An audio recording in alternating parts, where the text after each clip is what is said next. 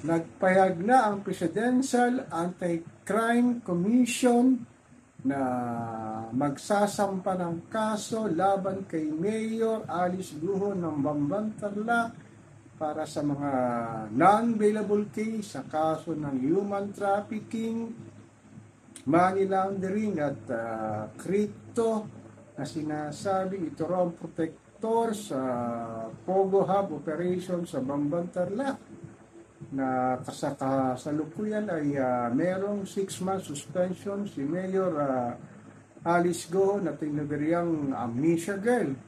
Nakakalungkot lang na nagsuffer dito ay yung bayan ng Bamban-Tarlac na sinasabi ng kanyang mga constituent. Ito raw ay very hands-on na mayor na talagang nangangalaga sa kanilang kapakanan, na sinasabing tumutulong daw ito sa mga nangangailangan, lalong-lalo na sa mahirap.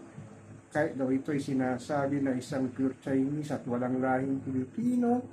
At sinabi raw nila kaya daw ito nanalo, talagang magaling daw itong makisama. Mahirap nating kababayan sa Bamban-Tarlac na tinalo niya yung dating incumbent mayor na sinasabing puro corruption lang daw ang nangyayari sa kanilang bayan.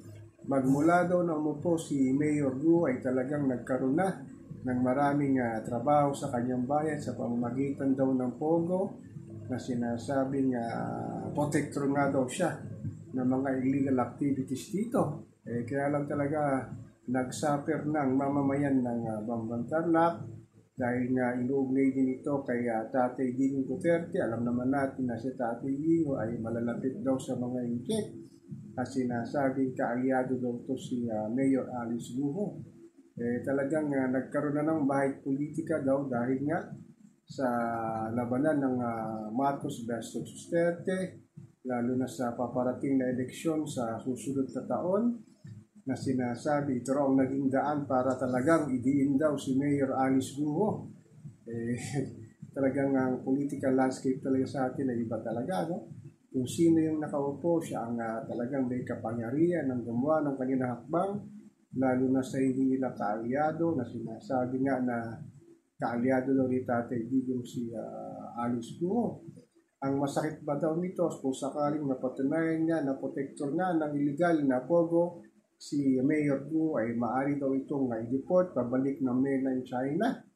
Sana naman magkaroon pa ng magandang pupuntahan ng mga mamamayan sa Bamban-Tarlac na magkaroon sila ng magandang ekonomiya, lalo na ngayon na nawala nga si Mayor Alice Guho, at sana may magandang mangyayari sa ginawang ito ng sinasabi nga ng mga kaalyado ni Tatay Digong na talagang si PBBM at ang kanyang kaalyado talagang ginibado to si Mayor Alice Guho. Ang sa akin naman kung talagang ito ay hindi Pilipino, yan dapat nga talaga managot sa batas sa kanyang pagsisinungaling, lalo na sa kanyang birth certificate, sa kanyang pamilya na sinasabing hindi raw to na anak na may lahing Pilipino, kundi talaga po Chinese. So ako po si Papa Ken, patuloy po ako magmamatsa sa kaganapan kung ano talaga ang mangyayari sa politikal karin ni Mayor Alice Guho ng Bamban-Tarlac.